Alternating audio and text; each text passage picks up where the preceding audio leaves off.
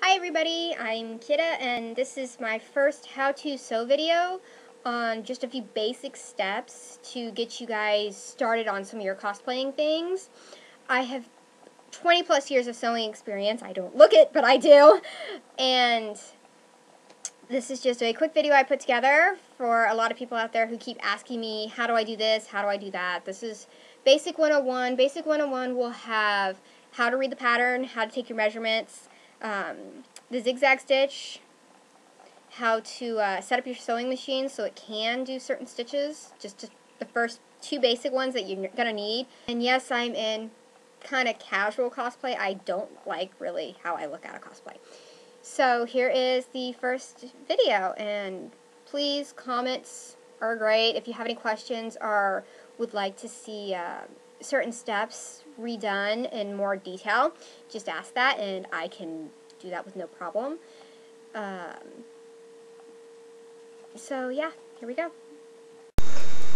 We're just going to do a few basic steps. First of all, we're going to do basic measurements so you all can learn a proper way to do a measurement, which, yes, I know how to do. I've been raised in this field my whole life, pretty much. So we'll do that. I'll show you guys how to set up your sewing machines.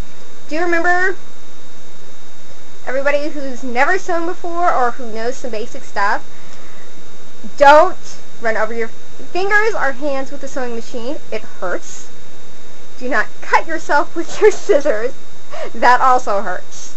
So, okay, we're going to start with measurements. I'm just going to pick a basic pattern and show you how to measure and then find it on that actual pattern so that way you guys can in turn do it too.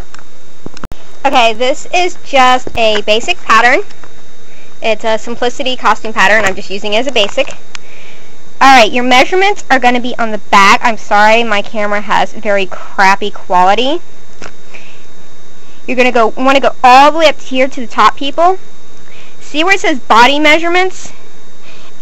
Bust, waist, hips, back, neck to waist, and then down here in this next line it's going to show you your sizes. Guys, this does the exact same thing for you, and I will show you guys what a men's pattern looks like. This is a female pattern, and that's where you're going to find all your measurements, and just go across until you find something that's pretty much either your size or as close to possible of your size. Remember, these sizes down here are not dress sizes, pant sizes, or anything. This is the pattern size. So if you're, say, like a 30 bust, 23 waist, etc., etc., you would go down here and your pattern size is a size 6. Okay? So, unfortunately, they do not show the proper way to measure, which I will show you in just a second, and I will have a photo as well. So first of all, we're going to do, which one does it start? We're going to do waist, okay, girls? Guys, this goes for the same thing for you, too. And guys, here's yours. Sometimes it's up here. This is a vest pattern, which is, I have a Vogue vest pattern I use for Black Butler. Up here, here's your size, your chest and waist. And then just go over like that, and then same here. Down here on both guys, I'm going to show you this real quick. Here's the men's, here's the women's. After all the body measurements and everything, go across and it actually tells you how much yardage for your size that you will need of what fabric. So, okay, waist measurements. Waist is not where you wear your pants, everybody. I have said this so many times and people still do it wrong. Waist is literally the skinniest part of your stomach, and you want to measure it right around just like that. See how I have it? Go all the way around, people. I have no idea. Okay, so that's the first one. So you need to measure all the way around your hips next. As you can see, I've done that. And write them down. Sometimes memories aren't the best. I always have to write it down or I will forget. Yes, I even forget my own measurements, though I shouldn't. And then you go here, and I want you to find it on there. So mine would be a size 6. and you just go up, literally, go straight across. Now, guys, girls, this is the same thing for your bust. You measure around the center of your chest, not the top, not the bottom. Girls, if you are going to be wearing a bra with your costume, put the bra on before you do the measurements, or it will not work. Trust me, it will not work. If you are not going to one, but are you going to wear a binding corset, that's, for anybody who doesn't know, that's a shirt that basically binds your chest down so you can cosplay a guy, which I do a lot of. Put your corset on first, and then do the measurements. Remember, center of your chest, dead center. And I will have photos up there with the proper measurements telling you all how to do these measurements, okay? Alright, now I'm going to show how to set up the sewing machine.